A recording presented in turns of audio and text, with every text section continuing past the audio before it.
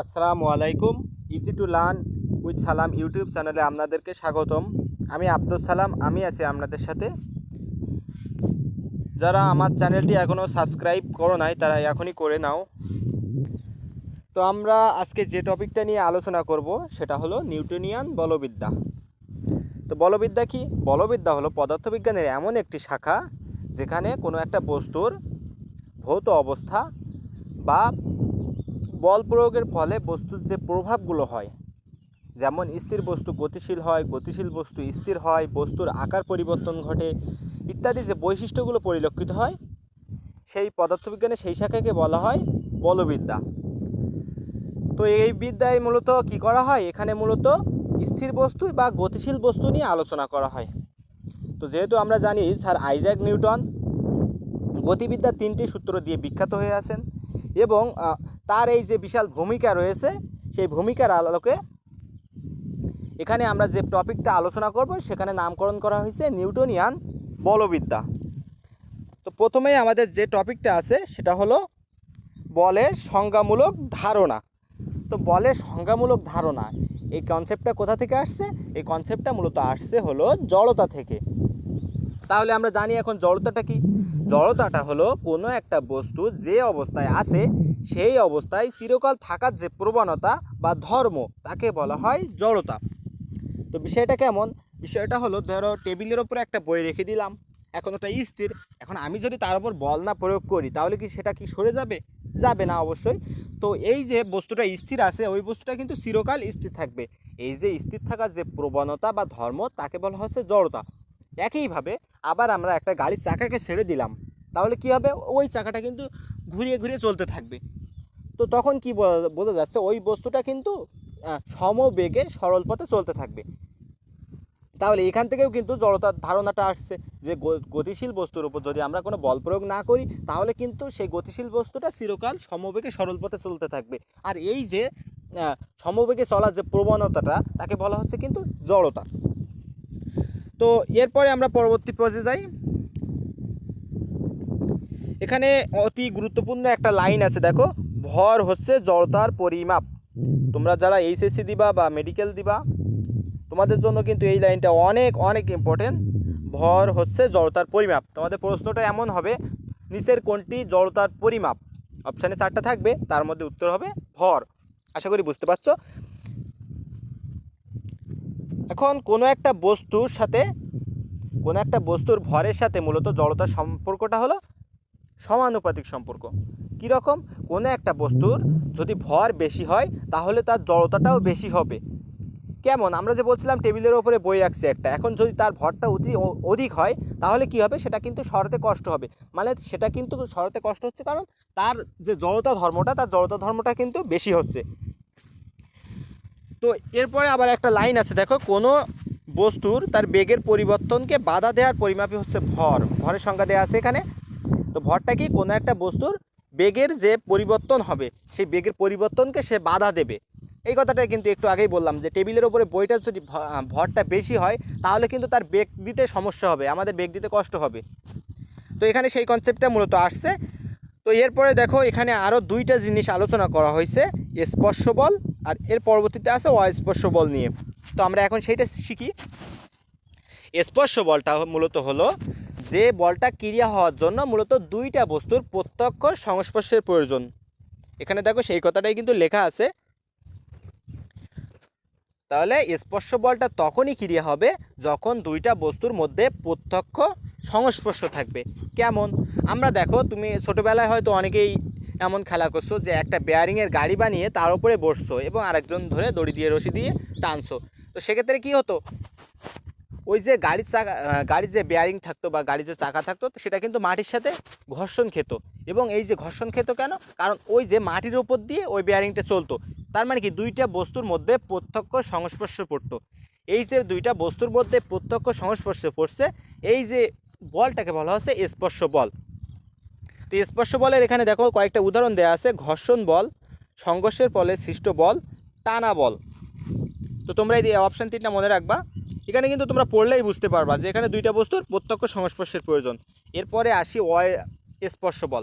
অস্পর্শ বলটা মূলত কি? যেখানে দুইটা বস্তুর মধ্যে প্রত্যক্ষ সংস্পর্শের প্রয়োজন হয় না, কিন্তু সেই বলটা ক্রিয়া করে। কেমন? যেমন আমরা যদি মহাকাশের দিকে চিন্তা করি, সেখানে কিন্তু আমাদের বিভিন্ন স্যাটেলাইট আছে, কৃত্রিম উপগ্রহ আছে, তারপরে বিভিন্ন গ্রহাণুপুঞ্জ আছে। আমাদের কিন্তু প্রত্যেকটি জিনিস কিন্তু তাদের নিজস্ব কক্ষপথে ঘুরছে, এবং সেগুলো কিন্তু তাদের নিজস্ব কক্ষপথ থেকে কখনো ছিটকে যায় না। কারণটা কি? কারণ সেখানে একটা মহাকর্ষ বল ক্রিয়া করছে। এখন মহাকর্ষ বলটা কি একটু জানি। মহাকর্ষ বলটা হলো মহাবিশ্বের যে কোনো দুইটা বস্তুর মধ্যে যে আকর্ষণ বল, তাকে বলা হচ্ছে মহাকর্ষ বল। এখন যেহেতু আমরা মহাকাশে ওই যে বলটা ক্রিয়া হচ্ছে, ওখানে কিন্তু কোনো দুইটা বস্তুর সংস্পর্শের প্রয়োজন পড়ছে না, মানে দুইটা বস্তুর মধ্যে কিন্তু স্পর্শ হচ্ছে না। এই কারণে এই কনসেপ্টটাকে বলা হচ্ছে অস্পর্শ বল। অস্পর্শ বলটা কি? যেখানে দুইটা বস্তুর মধ্যে প্রত্যক্ষ সংস্পর্শের প্রয়োজন পড়ে না। আশা করি সবাই বুঝতে পারছো। তো অস্পর্শ বলের এখানে একটা মাত্র উদাহরণ দেওয়া আছে, মহাকর্ষ বল। হতে পারে সেটা অভিকর্ষ বল, অবশ্যই। এরপরে দেখো এখানে আরেকটা জিনিস আছে, ঘর্ষণ বল। ঘর্ষণ বলটা কি? এখন দেখো এখানে দেওয়া আছে, মেজের উপর দিয়ে যদি একটি বাষ্পকে টানা হয়, তাহলে কি হবে? এখানে যে কাজ হবে, এখানে বাষ্পের গতিকে বাধা দেবে। এই যে বাধা দানকারী যে বল, এটাকে বলা হচ্ছে ঘর্ষণ বল। ঘর্ষণ বলটা মূলত কি? একটি বস্তু যখন অন্য একটি তলের উপর দিয়ে, কোনো একটি তলের উপর দিয়ে চলার চেষ্টা করে, তখন ওই তলের বিরুদ্ধে, তার গতির বিরুদ্ধে, ওই তলে যে বস্তুটি আছে তার গতির বিরুদ্ধে যে বলটা কাজ করে, সেই বলটা হলো মূলত ঘর্ষণ বল। এখন দেখো ঘর্ষণ বলের এখানে একটা ছোট্ট একটা সূত্র দেওয়া আছে, মিউ সমান F/r। তো এখানে মিউ সমান F/r, এই সূত্রটা তোমরা মনে রাখতে পারো। তবে এখানে মূলত ঘর্ষণ গুণাঙ্কের সংখ্যাটা ইম্পর্টেন্ট। ঘর্ষণ গুণাঙ্কের সংখ্যাটা তোমরা কীভাবে মনে রাখবা? দেখো, আমি তোমাদের অলওয়েজ বলে থাকি কি আর কি, যে তোমরা কখনোই সংখ্যাগুলো মুখস্থ করবে না, তাহলে কী হবে? তোমরা সংখ্যাগুলো সঠিকভাবে আউটপুট দিতে পারবে না। তো তোমরা কি করবে? তোমরা সংখ্যাগুলোকে অবশ্যই সূত্র দিয়ে মনে রাখার চেষ্টা করবে। কেমন? আমি একটু বুঝিয়ে দেই। এখানে যেমন দেখো আছে মিউ সমান F/r। তো এইটা আমরা যদি এই সূত্র দিয়ে এই সংখ্যাটা কীভাবে মনে রাখতে পারি, দেখো এখানে এফটা কি? এফটা হলো ঘর্ষণ বল, এবং আরটা কি? প্রতিক্রিয়া বল। তাহলে আমরা বলতে পারি কোনো একটা বস্তুর ঘর্ষণ বল এবং তার প্রতিক্রিয়া বলের অনুপাতকে ঘর্ষণ গুণাঙ্ক বলে। কি বলতে পারি না? অবশ্যই পারি। তাহলে কোনো একটা বস্তুর ওপর যে ঘর্ষণ বল ক্রিয়া করে এবং তার যে প্রতিক্রিয়া বল আছে, সেই দুইটার অনুপাতকে বলা হচ্ছে ঘর্ষণ গুণাঙ্ক। আশা করি তোমরা সবাই বুঝতে পারছো। তো এখানে দেখো পরবর্তীতে আবার জড়তার সংখ্যা দেওয়া আছে। তো এখানে একটু ডিফারেন্ট আছে, দেখো আগের থেকে। এখানে বলা হচ্ছে বস্তুর ওপর কিছু প্রয়োগ না করলে স্থির বস্তু চিরকাল স্থির থাকতে চায়, এটা আমরা আগেই বলছি, এবং গতিশীল বস্তু চিরকাল সমবেগে সরল পথে চলতে চায়। এখানে কিন্তু এইটুকু তোমরা মার্ক করো, সমবেগে সরল পথে চলতে চায়। এবং বস্তুর এই ধর্মটাকেই বলা হচ্ছে জড়তা। আচ্ছা, তোমরা একটু বলো তো দেখি, জড়তার পরিমাপ কোনটি? অবশ্যই জড়তার পরিমাপ হলো ভর। তো এরপরে দেখো এখানে আরেকটা টপিক আছে, বলের বৈশিষ্ট্য।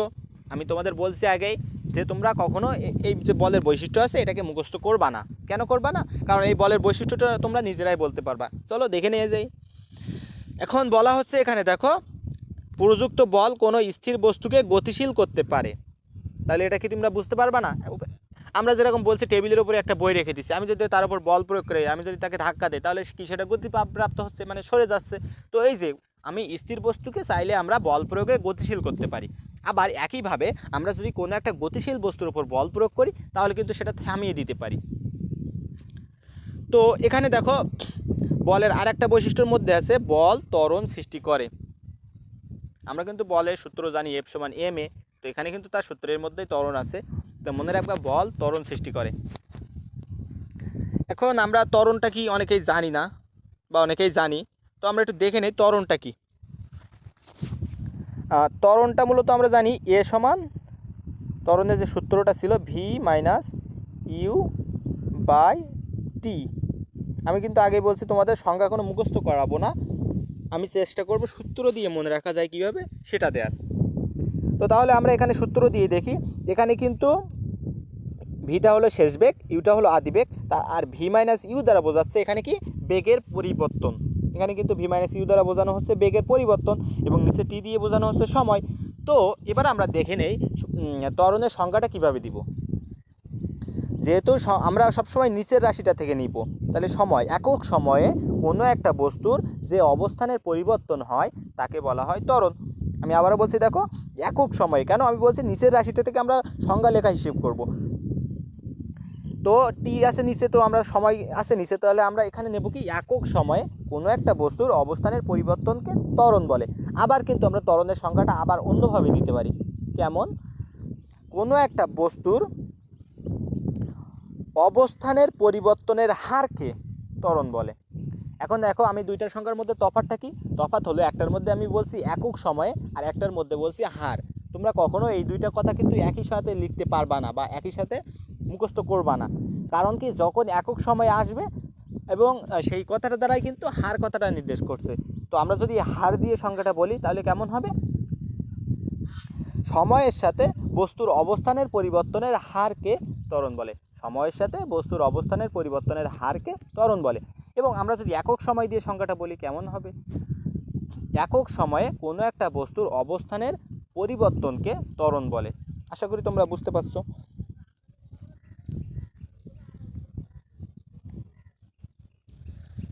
তো দেখো এরপরে বলের আরও কিছু বৈশিষ্ট্য আছে। এখানে দেখো বলা হচ্ছে বল প্রয়োগের ফলে গতিশীল বস্তুর বেগ বৃদ্ধি বা হ্রাস পেতে পারে, বিকৃতি ঘটাতে পারে। বিকৃতি কেমন ঘটায়? ধরে নাও তুমি হাতে একটা প্লাস্টিকের বোতল নিলে, জোরে চেপে ধরলে কি তার আকার বিকৃতি হচ্ছে না? এটাই মূলত এখানে বোঝাতে চাচ্ছে। তো এরপরে দেখো বলা হচ্ছে প্রযুক্ত বল গতিশীল বস্তুর বেগের তথা গতির পরিবর্তন করতে পারে, দিক পরিবর্তন করতে পারে। কেমন? ধরে নাও তুমি ক্রিকেট খেলছো, এখন বলার তোমার বন্ধু বল করছে, তোমার দিকে বল ছুড়ে দিল। সে কী করলো? তোমার দিকে কিন্তু সোজা বলটা ছুড়ে দিচ্ছে, কিন্তু তুমি ব্যাট দিয়ে কী করছো? এদিকে ওদিকে চারিদিকেই তুমি ব্যাট দিয়ে মারছো। তাহলে কি এখানে কি হচ্ছে? বলটা তোমার দিকে একটা গতি নিয়ে আসছিল, তুমি কি করলা? তার গতিটাকে অন্যদিকে, তার দিকটা পরিবর্তন করে দিলা, গতিটার দিকটা ঘুরিয়ে দিলা। তো এখানে বলে তো বোঝা যাচ্ছে কি বলটা কোনো একটা বস্তুর গতির দিক পরিবর্তন করতে পারে। আশা করি বুঝতে পারছো। তো এরপরে আরেকটা কথা আছে, এখানে দেখো বল জোড়ায় জোড়ায় ক্রিয়া করে। বল জোড়ায় জোড়ায় ক্রিয়া করে বলতে কী বোঝানো হচ্ছে? এখানে মূলত বোঝানো হচ্ছে, আমরা জানি প্রত্যেক একটা ক্রিয়ারই বিপরীতমুখী প্রতিক্রিয়া আছে। আমরা জানি কি প্রত্যেক ক্রিয়ারই একটি বিপরীতমুখী প্রতিক্রিয়া আছে। তার মানে কি যেখানে ক্রিয়া থাকবে সেখানেই প্রতিক্রিয়া থাকবে। তাই কোনো একটা বস্তুর উপর যে এই ক্রিয়া আর প্রতিক্রিয়া দুইটা বল না, তো এইখানে এই কারণে বলা হচ্ছে বল হলো জোড়ায় জোড়ায় ক্রিয়া করে। এটা কিন্তু নিউটনের গতিবিদ্যার তৃতীয় সূত্র, তোমরা সবাই জানো প্রত্যেক ক্রিয়ারই একটি বিপরীতমুখী প্রতিক্রিয়া আছে। তো এখান থেকে বোঝা যাচ্ছে যেখানে ক্রিয়া থাকবে সেখানে প্রতিক্রিয়াও থাকবে। তো এই যে দুইটা বল জোড়ায় জোড়ায় ক্রিয়া করছে, এখানে এই বৈশিষ্ট্যের মধ্যে সেটা কিন্তু উল্লেখ করা হয়েছে। এরপরে দেখো বলের একক আছে, মাত্রা আছে। তো আমি তোমাদের আগেই বলে রাখি, তোমাদের এক্সামের জন্য বলের একক এবং মাত্রা, তোমাদের বইয়ে যত একক এবং মাত্রা আছে সবগুলোই কিন্তু তোমাদের এক্সামের জন্য ইম্পর্টেন্ট। তোমরা একটা একক ও মাত্রা বাদ দিবা না। এবং তোমরা চেষ্টা করবা একক এবং মাত্রা মুখস্থ না করে যতটা সম্ভব বুঝে বুঝে পড়ার, এবং তোমরা চেষ্টা করবা ক্যালকুলেশন করে বের করার। এটা কিন্তু ক্যালকুলেশন করে বের করা যায়। আর কিছু কিছু মৌলিক একক আছে, মৌলিক মাত্রার রাশি আছে, সেগুলোকে তোমরা মুখস্থ করবা, তাহলে তোমাদের ক্যালকুলেশনটা করতে অনেক ইজি হবে। আচ্ছা, এখানে আমাদের প্রথমেই দেখি বলের একক দেওয়া আছে। বলের এসআই একক হলো নিউটন। এসআই একক একটা আন্তর্জাতিক একক, তাহলে বলের এসআই একক হলো নিউটন। এখানে দেখো একটা পুরনো একক দেওয়া আছে। এফপিএস পদ্ধতিতে বলের একক পাউন্ডাল। এটা নিয়ে তোমাদের অন্য অধ্যায়ে আলোচনা আছে, সেখানে করা হবে। তো এফপিএস পদ্ধতিতে বলের একক হলো পাউন্ডাল। তোমরা এই দুটো মুখস্থ করবা। তো এরপরে দেখো এক পাউন্ডালের সংখ্যাটা এখানে দেওয়া আছে। যে বল 1 পাউন্ড ভর বিশিষ্ট কোনো বস্তুর উপর প্রযুক্ত হয়ে 1 ফুট পার সেকেন্ড স্কোয়ার ত্বরণ সৃষ্টি করে তাকে বলে 1 পাউন্ডাল। তো এখানে কিন্তু তোমরা বলের সংখ্যাটা কিন্তু এখান থেকেও দিতে পারো। কোনো একটা যে বল 1 কেজি ভর বিশিষ্ট কোনো বস্তুর উপর প্রযুক্ত হয়ে 1 মিটার পার সেকেন্ড স্কোয়ার ত্বরণ সৃষ্টি করে তাকে বলে 1 নিউটন। এটা কিন্তু তোমরা বলতে পারো যদি 1 নিউটনের সংখ্যা আসতো। তো এরপরে দেখো আছে বলের মাত্রা। আমরা কিন্তু বলের মাত্রাটা মুখস্থ করব না। কেন করব না? বলের মাত্রাটা বের করা যায়। তো কিভাবে বের করা যায় চলো দেখে নেই আমরা। তো এখানে দেখো আমরা জানি বল এফ সমান সমান এম এ। তো বল এফ সমান সমান যদি এম এ হয়, তো এখানে এমটাকে জানো ভর, এটা ত্বরণ। তো আমরা ভরটাকে আমরা কি করব? এখন মাত্রা সমীকরণ বের করছি, মূলত মাত্রা সমীকরণ বের করছি। এমটাকে রেখে দিলাম ভর, যেহেতু এটা একটি মৌলিক রাশি তাই আমরা একে ভাঙা বা বিশ্লেষণ করতে পারবো না। তো ত্বরণকে আমরা জানি বেগ বাই সময়। এটা সবাই জানো, ত্বরণ মানে বেগ বাই সময়। তো আবার দেখো এখানে সময়টা মৌলিক রাশি, তাই সময়কে আর ভাঙা যাবে না। কিন্তু দেখো বেগটা কিন্তু মৌলিক রাশি না, তাকে ভাঙা যায়। বেগ মানে কি আবার সরণ বাই সময়, s/t, সরণ বাই সময়। বেগ মানে সরণ বাই সময়। তো এরপরে দেখো তাহলে আমরা রাশিটা পাচ্ছি কি এম ইন্টু উপরে থাকছে এস আর নিচে কিন্তু দুইটা টি হচ্ছে। তো দেখো এম মানে কি ভর, ভরের আমরা যখন মাত্রা সমীকরণ বের করব তখন বড় হাতের এম বসাবো, এবং যখন এখানে এসটা আছে সরণ, সরণের ক্ষেত্রে বড় হাতের এল বসাবো। এটা তোমরা ফিজিক্সের প্রথম অধ্যায়ে শিখে আসছো আশা করি, তা না হলে আমরা পরবর্তীতে এই টপিক নিয়ে আলোচনা করব। তো এখানে দেখো টি আছে, সময়কে মাত্রা দিয়ে প্রকাশ করার সময় বড় হাতের টি দিয়ে প্রকাশ করতে হয়। যেহেতু টি দুইটা আছে নিচে মানে টি স্কোয়ার, এবং টি স্কোয়ারটা যখন ওপরে যায় তখন -2 হয়ে যাচ্ছে, ইনভার্স হয়ে যাচ্ছে। তো আমাদের বলের মাত্রাটা আসছে কি ml/t²। দেখো তোমাদের কিন্তু এখানে মাত্রাটাও কিন্তু সেম আছে, এখানেও কিন্তু মাত্রাটা সেম আছে। তাহলে কি দেখা যাচ্ছে, তোমাদের কিন্তু মাত্রাটা আর মুখস্থ করা লাগলো না, তোমরা চাইলেই বের করে নিতে। তো এরপরে দেখো অনেক অনেক অনেক ইম্পর্টেন্ট একটা টপিক আছে, সেটা হলো বলের প্রকারভেদ। তোমরা এই জিনিসটা থেকে এমসিকিউ অলওয়েজ পাবা আশা করি। এইচএসসি প্লাস তোমাদের অ্যাডমিশন দুই ক্ষেত্রে এইখান থেকে এমসিকিউ আসে। তো এখানে মূলত মৌলিক বল নিয়ে, 4টা মৌলিক বল নিয়ে আবিষ্কার কথাবার্তা বলা হয়েছে 4টা মৌলিক বল নিয়ে। তাই মৌলিক বল কয়টা? 4টা। মনে রাখবা মৌলিক বল কয়টা? 4টা। 4টার নাম কি কি?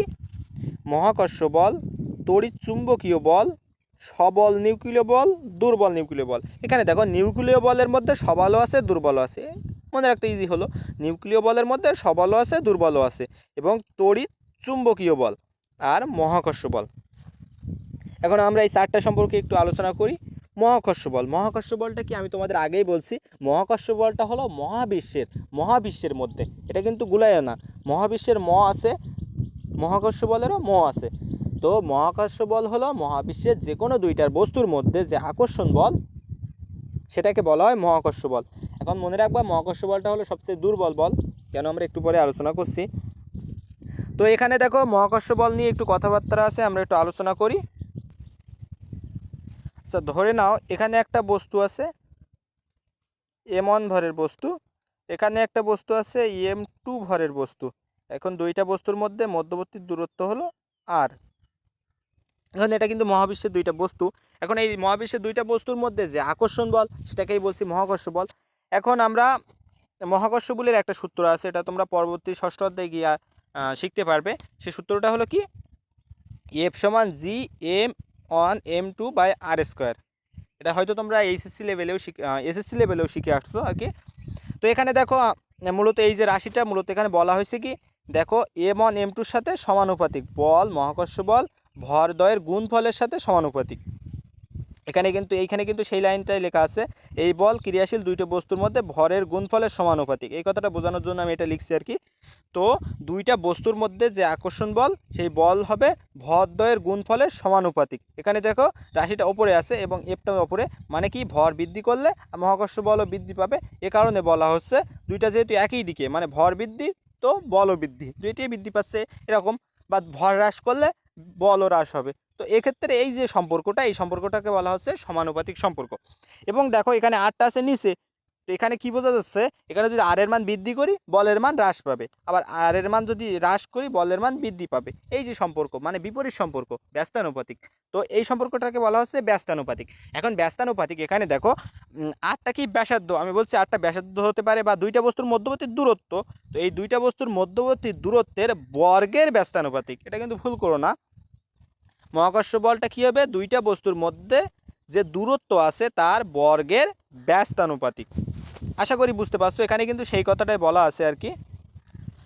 আচ্ছা তো এরপরে দেখো এখানে আর একটা জিনিস বলছে, বিজ্ঞানীরা ধারণা করেন যে এই মহাকর্ষ বলের ক্ষেত্রে যে মহাকর্ষ বলটা কার্যকর হয়, কেন কার্যকর হয়, মূলত গ্রাভিটন নামক কণার বিনিময়ের ফলে।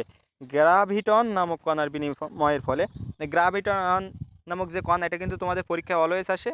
কেমনভাবে আসে, যে নিচের মহাকর্ষ বল নিচের কোন কণার বিনিময়ে সৃষ্টি হয়, উত্তর হবে কি গ্রাভিটন। এখন তোমরা কীভাবে মনে রাখবে এগুলো আমি একটু পরে আলোচনা করছি, তার আগে একটু দেখি এখানে আর কয়েকটা লাইন আছে। এখানে বলছে মহাকর্ষ বল মাধ্যমের প্রকৃতির উপর নির্ভরশীল নয়, এটা মনে রাখবা। মহাকর্ষ বল খুবই দুর্বল বলতে মহাকর্ষ বল সবথেকে দুর্বল বল, এই 4টা বলের মধ্যে সবথেকে দুর্বল বল মহাকর্ষ বল।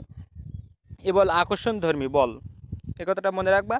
এখন আবার দেখবা এই বলটা, মহাকর্ষ বলটা মূলত আমাদের যে গ্যালাক্সি আছে, আমাদের সৌরজগতে যে গ্যালাক্সি আছে বা গ্যালাক্সির সাথে যে সৌরজগতের রিলেশানটা করছে আর কি, এই যে মহাকর্ষ বলের ফলেই কিন্তু গ্যালাক্সিটার সৃষ্টি হচ্ছে। তো মনে রাখবে গ্যালাক্সির সৃষ্টিতে সহায়তা করে কোন বল? মহাকর্ষ বল। আবার এই মহাকর্ষ বলের পাল্লা কিন্তু অসীম। তোমরা মনে রাখবে মহাবিশ্বটা যেহেতু অসীম, তো মহাবিশ্বের যে মহাকর্ষ বলটা হবে, এই মহাকর্ষ বলটার পাল্লাও কিন্তু অসীম হবে। এখন এই কথাগুলো তোমরা কীভাবে মনে রাখবে? এখন আমি বলি সেইটা। এখানে দেখো আমি একটা ছন্দ লিখছি, মহাকাশে অনেক গ্যালাক্সি, এটা দিয়ে কিন্তু আমরা মনে রাখতে পারি। তো দেখো মহাকাশে অনেক গ্যালাক্সি, এটা দিয়ে কীভাবে মনে রাখবো? মহাকাশের এই দিয়ে মনে রাখবা মহাকর্ষ বল, বা তোমরা বুঝতে পারো যে মহাবিশ্বে যেহেতু মহাকর্ষ বল হবে, এইভাবে মনে রাখতে পারো মহাকাশে দিয়ে মনে রাখবা মহাকর্ষ বল। অনেক দিয়ে, অনেকটা কেন? এই অনেকটা দিয়ে মনে রাখবা এর পাল্লাটা হলো অনেক বা অসীম। মহাকর্ষ বলের পাল্লাটা হলো অসীম। এরপরে আছে দেখো গ্যালাক্সি দিয়ে কি মনে রাখবা?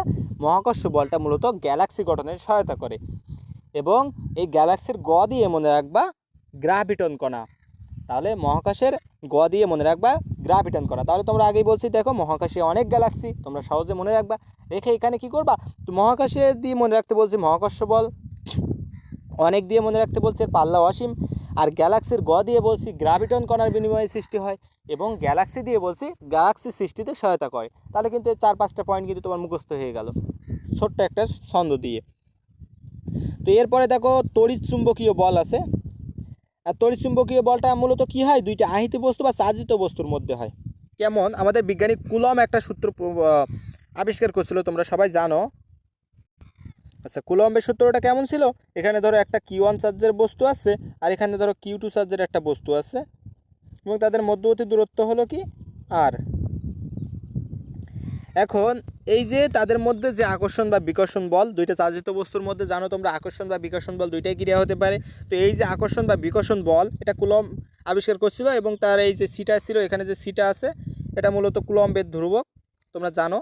তো এই যে দুইটা বস্তু আধানের গুণফলের সমানুপাতিক এবং মধ্যবর্তী দূরত্বের বর্গের ব্যস্তানুপাতিক, তোমরা এই কথাটা মনে রাখবা। তড়িৎচুম্বকীয় বল মূলত এই বলটাকে নির্দেশ করছে। আচ্ছা, এরপরে যেহেতু তড়িৎচুম্বক বলটা যেহেতু দুইটা আধানের মধ্যে সৃষ্টি হচ্ছে, এ কারণে কিন্তু তড়িৎচুম্বক বলটা আকর্ষণ বা বিকর্ষণ উভয় ধরনের হতে পারে। তো এখানে দেখো অনেক অনেক গুরুত্বপূর্ণ একটা কথা আছে। দেখো ফোটন হলো মানে ভরহীন চার্জহীন ফোটন কণার বিনিময়ে তড়িৎচুম্বক বলটা সৃষ্টি হয় বা কার্যকর হয়। তো এইখানে কিন্তু ফোটন কণার যে বৈশিষ্ট্য দেওয়া আছে, এটা কিন্তু তোমাদের জন্য অনেক অনেক অনেক ইম্পর্টেন্ট। ফোটন কণার বৈশিষ্ট্যটা কি? ফোটন কণার বৈশিষ্ট্য হলো ফোটন কণা ভরহীন, ফোটন কণা চার্জহীন, এবং আরেকটা কথা এখানে মনে রাখবা, ফোটন কণার ভরবেগ আছে। তোমরা জানো ভরবেগ P=mv। এখানে যদি ভরটা শূন্য হয়, ভরবেগটাও শূন্য হওয়ার কথা, কিন্তু এই একটা ক্ষেত্রে ব্যতিক্রম। মনে রাখবা ফোটন কণার ভর আছে কিন্তু ভর নেই, কিন্তু ভরবেগ আছে। ফোটন কণার ভর নেই মানে তার স্থির ভর শূন্য, এবং তার ভরবেগ আছে, এবং সেটা চার্জহীন। এটা কিন্তু মনে রাখতে হবে, একটি ব্যতিক্রম, এবং তোমাদের MCQ সবসময় আসে বলা যায়। এরপরে আরেকটা কথা বলা আছে, দেখো মহাকর্ষ বলের ন্যায় তড়িৎচুম্বক বলের পাল্লাও কিন্তু অসীম পর্যন্ত বিস্তৃত। এখানে বলা আছে দেখো মহাকর্ষ বলের ন্যায় তড়িৎচুম্বক বলের পাল্লাও অসীম পর্যন্ত বিস্তৃত, এবং এ বল ক্রিয়ার জন্য কোনো মাধ্যমের প্রয়োজন হয় না। তো দেখো এখানে আরেকটা লাইন আছে অনেক ইম্পর্টেন্ট, এখান থেকে কিন্তু MCQ আসে। স্থিতিস্থাপক বল, আণবিক গঠন, রাসায়নিক বিক্রিয়া ইত্যাদিতে তড়িৎচুম্বকীয় বলের প্রকাশ ঘটে।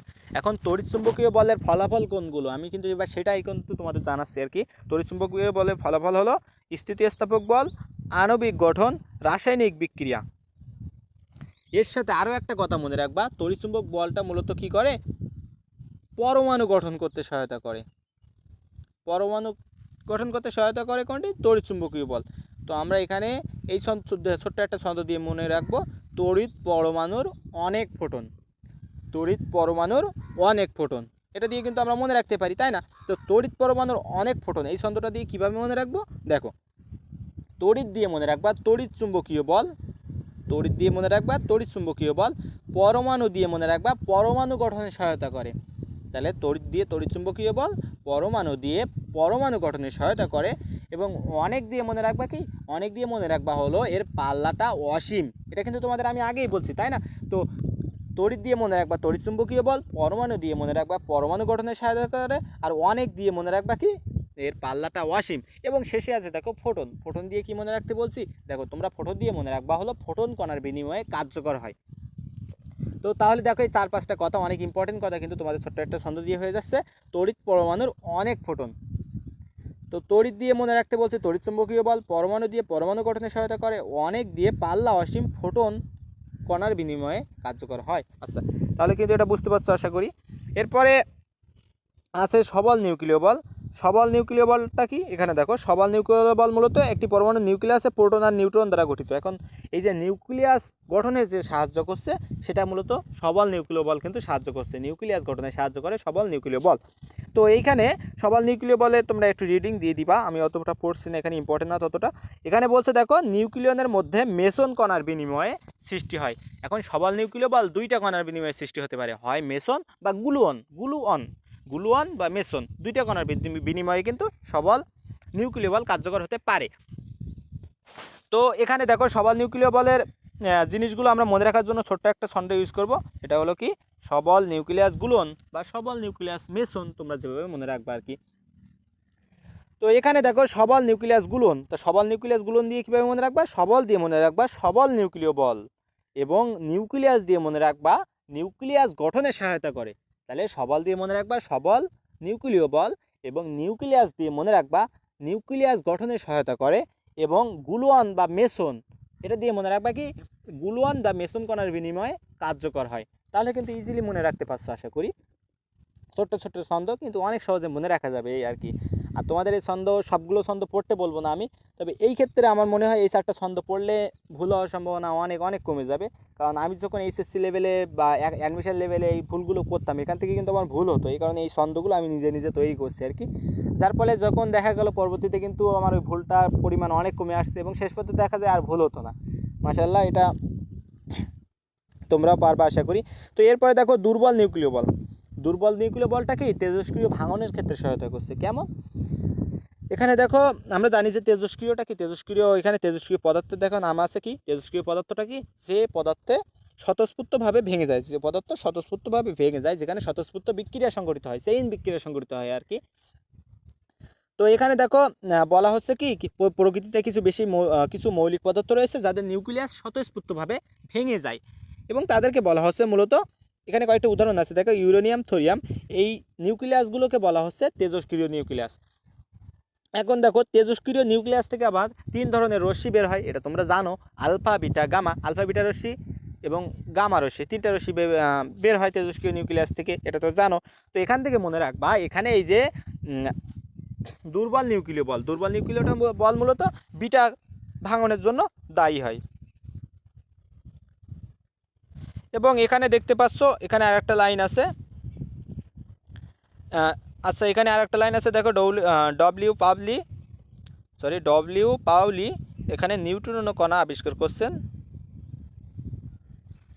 আর এখানে দেখো বোসন কণার বিনিময়ে কার্যকর হয় দুর্বল নিউক্লিয় বল বোসন কণার বিনিময়ে কার্যকর হয়। তো আমরা চলো দেখে আসি এখানে ছন্দটা, ছোট্ট একটা ছন্দ মনে রাখবা হলো দুর্বল ক্ষয়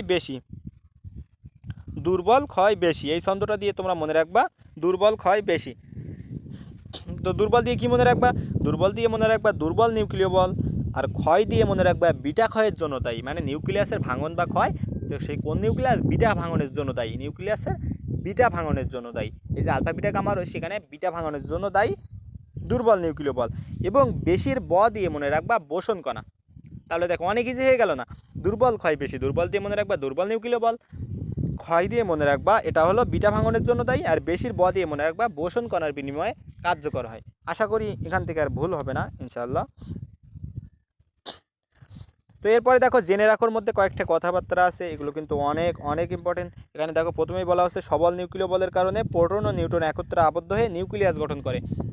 এটা কিন্তু তোমাদের আমি আগেই বলছি তাই না? সবল নিউক্লিয়াস গ্লুয়ন দিয়ে বলছিলাম কি, সবল দিয়ে সবল নিউক্লিয় বল, নিউক্লিয়াস দিয়ে নিউক্লিয়াস গঠনে সাহায্য করে। দেখো সেই নিউক্লিয়াস গঠনেই কিন্তু সাহায্য করে, এবং তার বাহক কণিকা হলো মেসন বা গ্লুয়ন। তাহলে কি অনেক সহজে মনে রাখতে পারছো না? আশা করি পাচ্ছ। এরপর দেখো দুর্বল নিউক্লিয় বলের কারণে বিটা ক্ষয় হয়, এবং এ বলের বাহক কণিকা WZ বোসন। এ কারণে কিন্তু তোমাদের আগেই বলছি কি দুর্বল ক্ষয় বেশি। তাহলে কি দুর্বল দিয়ে মনে রাখবে দুর্বল নিউক্লিয় বল, ক্ষয় দিয়ে বিটা ভাঙনের জন্য দায়ী, আর দিয়ে বোসন। তো তো এরপরে দেখো আছে কি, এরপরে আছে হলো তড়িৎচুম্বকীয় বলের কারণে ইলেকট্রন নিউক্লিয়াসের সাথে আবদ্ধ হয়ে পরমাণু গঠন করে, ইলেকট্রন নিউক্লিয়াসের সাথে আবদ্ধ হয়ে পরমাণু গঠন করে এবং এর বাহক কণিকা হলো ফোটন, এ বলের বাহক কণিকা হলো ফোটন। তো তোমাদের আমি মনে রাখতে বলছিলাম কি, তড়িৎ পরমাণুর অনেক ফোটন, তো তড়িৎ দিয়ে কি তড়িৎচুম্বকীয় বল, পরমাণু দিয়ে পরমাণু গঠনে সাহায্য করে, আর ফোটন দিয়ে কি বাহক কণিকা ফোটন। অনেক সহজ কিন্তু দেখো, পড়ালেখা কি একটু ট্রিকিভাবে পড়লে বা বুঝে বুঝে পড়ার চেষ্টা করলে কিন্তু অনেক পড়ালেখা সহজ এবং পড়ালেখা করে মজাও পাওয়া যায়। কিন্তু যারা মানে চোখ বন্ধ করে মুখস্থ করে চিন্তা ভাবনা করে তাদের কিন্তু পড়ালেখাটা অনেক প্রেশার দেয়, মানে অনেক আর কি প্যারা দেয় আর কি। তো এরপরে দেখো আরেকটা কথা আছে, দেখো মহাকর্ষ বল একত্রিত হয়ে গ্যালাক্সি গঠন করে এবং এ বলের বাহক কণিকা গ্রাভিটন। তাহলে কি মহাকর্ষ বল নক্ষত্রগুলোকে একত্রে করে গ্যালাক্সি গঠন করে। তাহলে আমি তোমাদের কি বলছিলাম, মহাকাশে অনেক গ্যালাক্সি, মহাকাশ দিয়ে মহাকর্ষ বল অনেক দিয়ে এর পাল্লা অসীম, গ্যালাক্সি দিয়ে গ্যালাক্সি গঠনে সহায়তা করে এবং এ কণিকার বাহক কণিকা গ দিয়ে বলছিলাম গ্রাভিটন। আশা করি এখানে আর ভুল হবে না কারো। এরপর দেখো মৌলিক বলসমূহের তুলনা আছে, মৌলিক বলসমূহের তুলনা। তো আমাদের আগে পড়ছি 4টা বল, মৌলিক বল। তো 4টা বলের মধ্যে একটা ছন্দ দিয়ে মনে রাখবা কোনটা শক্তিশালী বেশি। এর মধ্যে 4টা মৌলিক বলের মধ্যে সবচেয়ে শক্তিশালী হলো সবল নিউক্লিয় বল এবং সবচেয়ে দুর্বল বল হলো মহাকর্ষ বল। আমি আবারও বলছি, সবচেয়ে শক্তিশালী বল হলো সবল নিউক্লিয় বল, সবচেয়ে দুর্বল বল হলো মহাকর্ষ বল। তো এই যে শক্তির পাল্লাটা বা সবলতার পাল্লাটা কিভাবে মনে রাখবা, শতদুম দিয়ে। এখানে দেখো লেখা আছে, তাই আর আমি লিখলাম না। শতদুম, স দিয়ে কি সবল নিউক্লিয় বল, ত দিয়ে তড়িৎচুম্বকীয় বল, দু দিয়ে দুর্বল নিউক্লিয় বল, ম দিয়ে মহাকর্ষ বল।